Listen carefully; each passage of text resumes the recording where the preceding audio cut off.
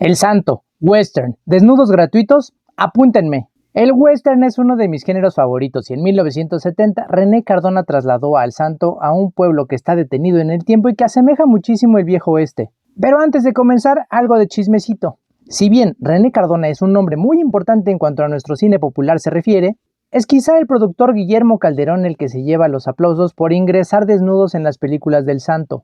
Y es que en los 60s y 70s el cine estaba en crisis, comenzando con la creciente popularidad de la televisión y el alza de precios en las salas, el ocaso de las grandes figuras del cine de oro, y el cansancio del público ante la repetición de fórmulas que llevó a los productores a buscar alternativas. En el caso de Calderón, por ejemplo, tenemos la trilogía de La Momia Azteca primero y el cine de luchadores después, aprovechando precisamente la gran popularidad de estos deportistas. El inicio de la dupla Santo-Calderón inició en 1958 con la película Santo contra el cerebro del mal, pero la visión del productor fue más allá cuando incluyó dentro de los protagónicos a mujeres luchadoras, con películas como Las luchadoras contra el médico asesino o Las lobas del ring. Y ante la próxima aparición de comedias eróticas que serían todo un boom en Italia, el productor Guillermo Calderón se dio rápidamente cuenta de hacia dónde se dirigía la tendencia, y combinando historias actuales con su experiencia con el cine de rumberas, creó de alguna manera el tan criticado cine de ficheras. Pero entre un salto y otro hay un experimento intermedio que fue agregar desnudos en las películas de luchadores,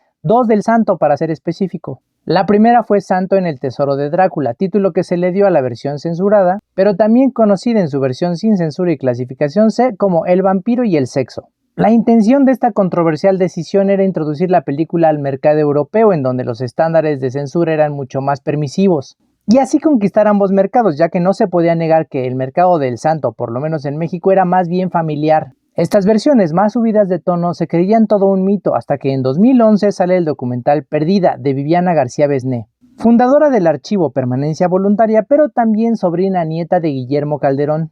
Y es que en este documental relata que sin querer encontró en las bodegas de su familia la versión erótica del Tesoro de Drácula, metraje que permaneció guardado todos estos años bajo la promesa o pacto de caballeros entre el Santo y su tío de nunca exhibirla en México. Este descubrimiento no estuvo libre de tropiezos, ya que la intención era estrenarlo en 2011 en el Festival Internacional de Cine de Guadalajara. Pero el hijo del Santo no estuvo de acuerdo y ante una posible demanda la familia decidió mejor posponer el estreno a pesar de que ellos son los dueños de esta película. Toda esta introducción es importante porque dentro de esta búsqueda y restauración de películas de la productora Calderón, también se encuentra la película Santo contra los jinetes del terror, película que toca abordar el día de hoy y que en su versión sin censura se tituló El Santo en Los leprosos y el sexo. Creo que vale la pena resaltar que a pesar de los morbosos títulos, la figura del Santo jamás participa en las escenas de desnudos. De hecho, todos estos momentos son extras que si se remueven de la historia para la versión con censura, no alteran la historia en lo más mínimo. La música western, pero con el toque de Gustavo César Carrión,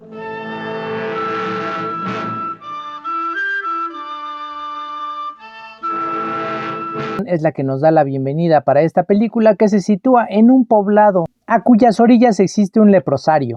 Es de este lugar de donde se escapan 6 leprosos. Y rápidamente se nos advierte que efectivamente la lepra es contagiosa y mortal, pero lo que se quiere evitar es el linchamiento de los enfermos por parte del pueblo. Los leprosos comienzan a asaltar las primeras cabañas en busca de ropa y comida. Y es aquí donde tiene lugar la primera escena de cama. Una pareja teniendo sexo y que son sorprendidos por la llegada de los leprosos.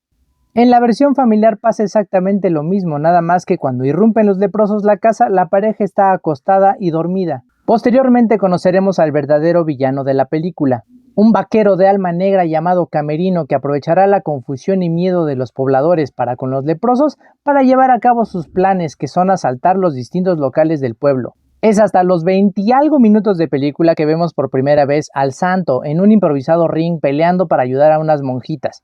Es el sheriff quien le escribe para que le ayude con los leprosos y el Santo acude al pueblo en caballo. Camerino sigue con su plan de asaltar los distintos locales y cuando roba la cantina tiene lugar una de las escenas más controversiales de toda la película. Y es que la siguiente escena de desnudos le corresponde precisamente a Camerino abusando de una de las bailarinas de la cantina. La escena es rara porque el abuso es claro, incluso hay golpes y Camerino le desgarra las vestimentas a la bailarina. La música deja en claro el peligro y la tensión. Sin embargo, la música se transforma después en algo más romántico y la bailarina pareciera incluso acceder a las caricias de Camerino. La película incluso tiene su momento técnico cuando nos explica a nosotros como espectadores y al santo dentro de la película en qué consiste la lepra y sus variantes. Pues mire usted, santo, hay dos clases de lepra, la anestésica y la hiperestésica.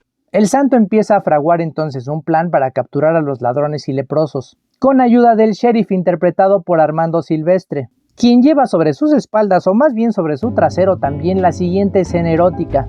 Y aquí lo que me llama la atención es que el actor aparece completamente desnudo. Si bien se disimula el aparato reproductor, todo lo demás es visible. Decisión muy extraña para el cine erótico en general, pero sobre todo el mexicano, cuya mirada se va casi siempre encima del cuerpo femenino. Y los actores aparecen ya sea en trusa o bajo las sábanas. De regreso a la película, el santo irá poco a poco develando el misterio que rodea a los leprosos y a los robos. La película añade distintos momentos de pelea en donde el santo se luce con sus muchas habilidades. Y la historia se sostiene bien hasta el final. Julio Aldama nos entrega un muy buen villano. El entorno rural de este pueblo detenido en el tiempo con pistolas, caballos, sombreros, creo que le dan muy bien el ambiente de western, el único western del santo según yo. La fotografía es vibrante gracias a la restauración del 2022, aunque queda un poco sobreexpuesta en los momentos al aire libre. El maquillaje de los leprosos no es caricaturesco, pero tampoco realista, digamos que es funcional conforme a las pretensiones de la historia. El santo es consistente en su calidad de héroe, una especie de James Bond enmascarado que resuelve los casos gracias a su habilidad física, pero también a la inteligencia que tiene. Me gusta también el enfoque misericordioso de el santo, el sheriff y el doctor frente a los enfermos, así como la razón de estos para escapar, ya que mencionan que prefieren morir por ahí libres que encerrados. Y la película termina además con una luz de esperanza, con el santo revelando que la lepra tiene cura para un futuro que pues ya no vemos dentro de la película. Hay una entrevista a Viviana García Besné hecha por el Festival Macabro en donde menciona que, por las fechas, estas películas eróticas del santo podrían ser el eslabón perdido que conecta el cine de luchadores con el cine de ficheras.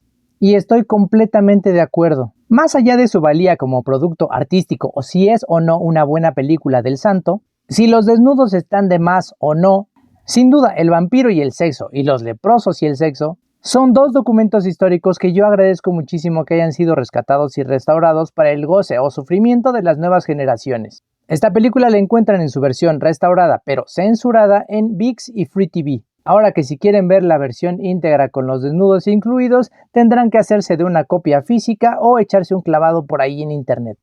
Hasta aquí mi revisión de El Santo contra los Jinetes del Terror o El Santo en Los Leprosos y el Sexo en su versión picante. Si tú ya la viste, deja en comentarios a ti qué te pareció. Yo soy Ges y nos vemos en la siguiente reseña.